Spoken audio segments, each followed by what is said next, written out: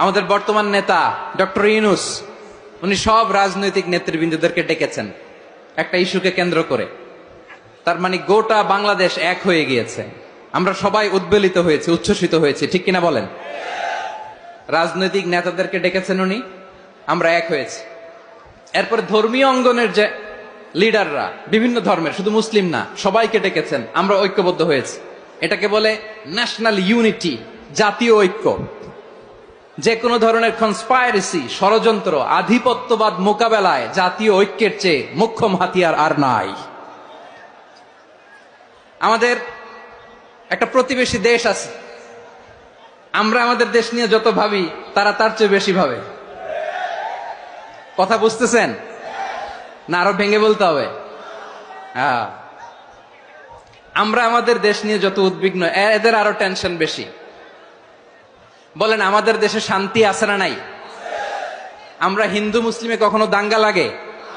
আসতে বলেন, কেন লাগে?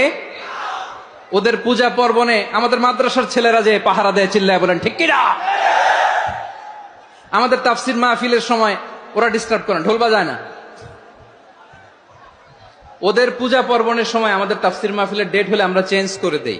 সুবহানাল্লাহ, কি সাম্প্রদায়িক সম্প্রীতির রোল মডেল। আর ওই বাংলাদেশের ব্যাপারে তারা অনেক ডিসইনফরমেশন ছড়াচ্ছিল। ভারতের অনেকগুলো গণমাধ্যম, আমি জেনারেলাইজ করব না, আমাদের প্রতিবেশী দেশের সব গণমাধ্যমকে আমি দোষ দিতে চাই না, অনেকগুলো গণমাধ্যম তারা ডিসইনফরমেশন শেয়ার করেছে। ডিসইনফরমেশন আর মিস ইনফরমেশনের পার্থক্য আছে। মিস ইনফরমেশন না জেনে ভুল বুঝে একটা মিথ্যা বা ভুল তথ্য ছড়িয়ে দেয়া, এটার ক্ষমা আছে, এটার কি আছে? আর ডিসইনফরমেশন মানে ইচ্ছা করে, প্ল্যান করে, ম্যাপ করে, ছক এঁকে মিথ্যা, গুজব, রটনা সোশ্যাল মিডিয়ায় ছড়ানো, এটার ক্ষমা আছে? আওয়াজ করে বলেন, ক্ষমা আছে? ভারতের কিছু গণমাধ্যম তাই করেছে।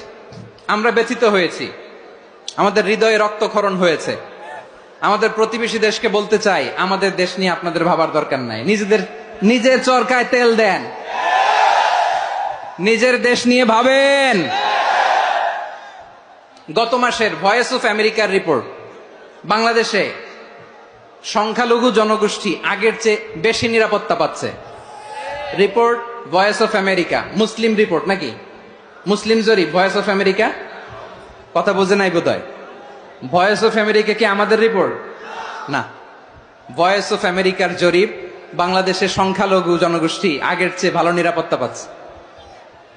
শুধু এখানেই শেষ না, মাইক্রোসফটের একটা জরিপ শোনাই আপনাদেরকে। তারা